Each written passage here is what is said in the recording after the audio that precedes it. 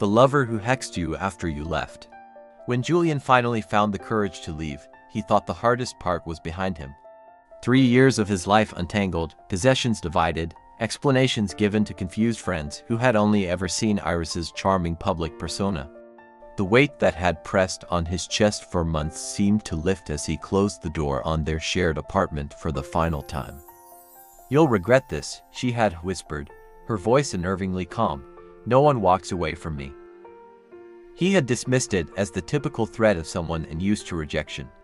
After all, Julian had witnessed her rotate through friendships and professional relationships with alarming efficiency, collecting people intensely, then discarding them when they no longer served her purposes.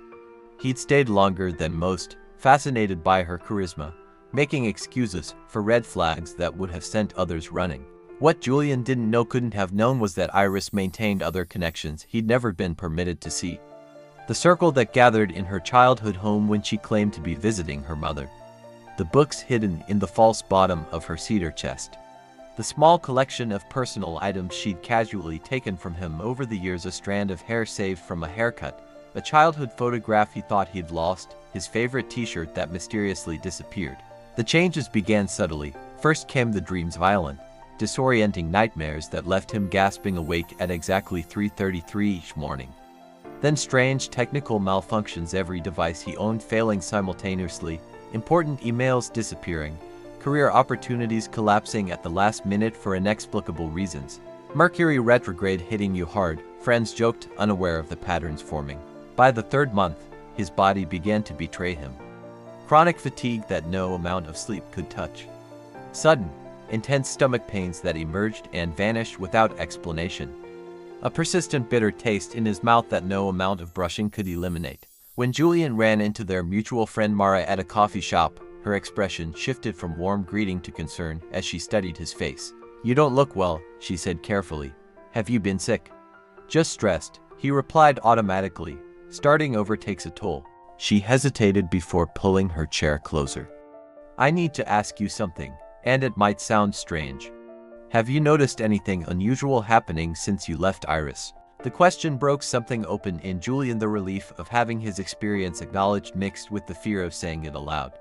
For nearly an hour, he detailed the escalating disturbances in his life, watching Mura's face grow increasingly troubled. "My grandmother would call this mal de ojo, the evil eye," she said finally. "But this sounds more deliberate. Julian, I think Iris may be working against you." "Working against me? You mean like ... hexing me?" Even saying it felt absurd, like stepping into a reality he didn't believe in. "I've known Iris since college," Mara said, lowering her voice. "There's a reason her ex-partners always seem to fall apart after leaving her.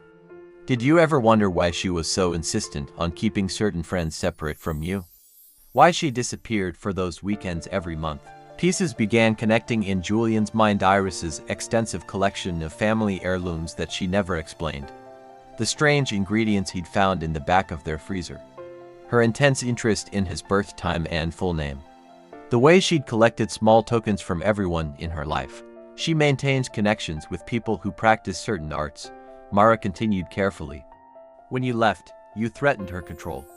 Someone like Iris doesn't process rejection normally. It's a narcissistic injury she can't tolerate. And she has resources most people don't." That evening, Julian researched for hours, moving from skepticism to growing unease as he recognized his exact symptoms described in accounts of spiritual attachment and energetic interference. What had seemed like an unlucky streak suddenly appeared methodical, targeted. A week later, he visited the small shop Mara had recommended, tucked between a laundromat and a cell phone repair store. The owner, an elderly woman with eyes that seemed to see through him, nodded as he described his situation. "Your former lover has tied you to her through a natural means," she confirmed after examining the patterns in the tea leaves she'd prepared. "Not because she wants you back, because she can't allow you to thrive without her. The hex is designed to keep you connected through suffering." The cleansing rituals felt foreign to Julian, who had never considered himself spiritual. Salt baths under the new moon, protective herbs hung above doorways, cord-cutting visualizations performed at sunrise. Prayers in languages he didn't understand. Yet with each practice, the pressure that had built around him seemed to recede slightly. The breakthrough came unexpectedly, 3 months later. While clearing out the last box of unsorted possessions from the move, Julian found a small fabric pouch sewn into the lining of a jacket Iris had given him for his birthday.